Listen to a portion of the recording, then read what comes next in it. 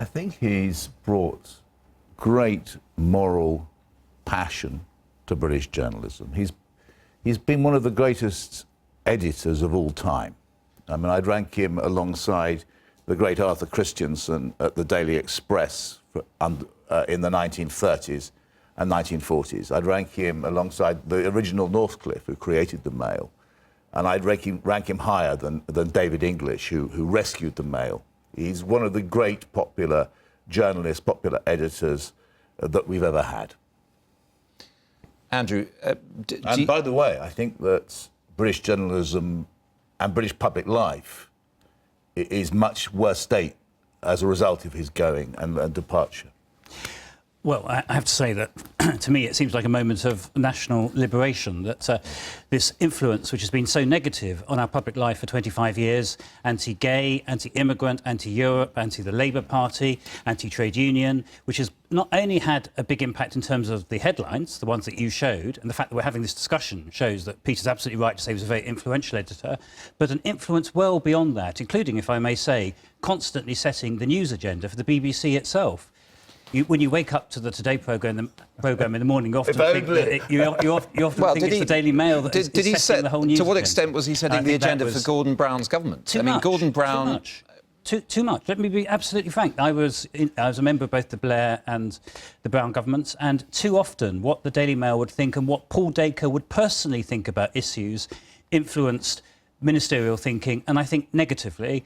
And you showed the headline the day after the Brexit vote. Brexit, in many ways, is his great memorial. That, you know, in the month before the Brexit referendum, almost every day the Mail had vitriolic anti-immigrant headlines, including imminent talks about to start on letting 1.5 million Turks in, including Euro rapists and murderers who are being let in as a result of the... No. That's important for Peter to answer, because this is hateful, isn't it, some of this stuff? It is certainly... It's playing on fear. If you look at the way in which immigration was dealt with by the BBC, actually, for years and years. Mark Thompson, your former Director General, has acknowledged this, and by The Guardian and by the bien-pensant press. Immigration was regarded as something which could not be discussed because and it's actually something which is very important. It was the government of which you were a part had a secret immigration policy to let in millions of people. The Mail is not. It was not at the time. Andrew neither. We all know that, and it was dishonest because on the one hand you had Blunkett, the Home Secretary, saying that Britain was being swamped, and at the other hand you had a policy of letting in millions of immigrants. And now, the British people at no point were consulted. There was massive demographic change, and the Mail was one of the few papers with the courage to highlight it. The BBC never mentioned it because you were But the BBC, by the way, was utterly contemptuous of the great majority of your viewers. Peter, it's something...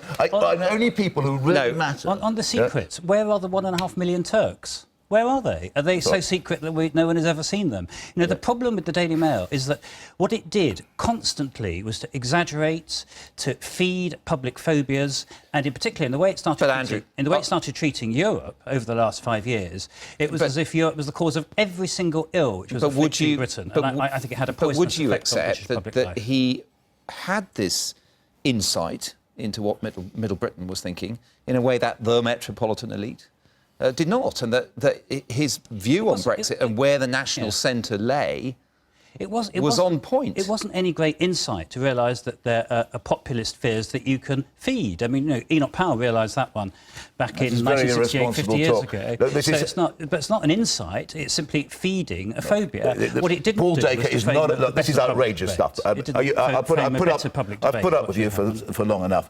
This is outrageous stuff. Paul Dacre is not a racist. Look at the Stephen Lawrence campaign you highlighted there. Look at I've been part of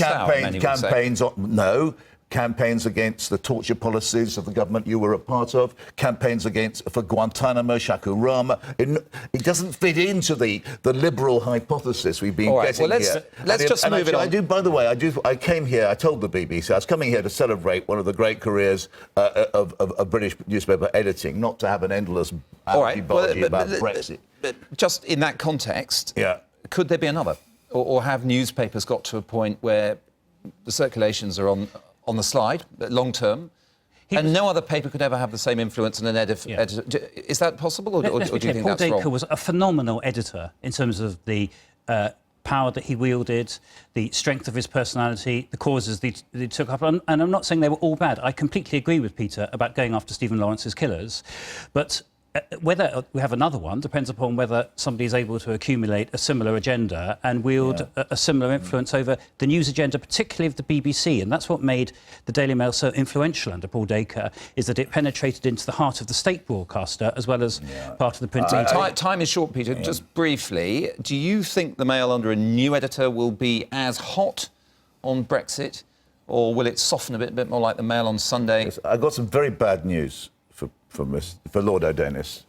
I hate to break this to you. The new editor, he remains editor-in-chief. But anyway, under a new one stage removed. He's one stage removed. Anyway, the thing which Paul Dacre brought to journalism were two things. One was immense craftsmanship. Second, a fanatical devotion to accuracy. If you go into the Mail newsroom, which is a proper newsroom, one of the few left, real seriousness about journalism, about accuracy. It says check, check, and check again. There's a revolving screen in the newsroom. And those are the legacies, along with abiding moral passion about the values which matter. But that is why. And I'm sorry. But the 1.5 million Turks never materialised, nor did the talks within days of the referendum. I did notice, Lord Adonis, you did agree on his qualities as an editor, and I think there, on that rare point of consensus between the two of you, we must leave it. Thank you both very much indeed.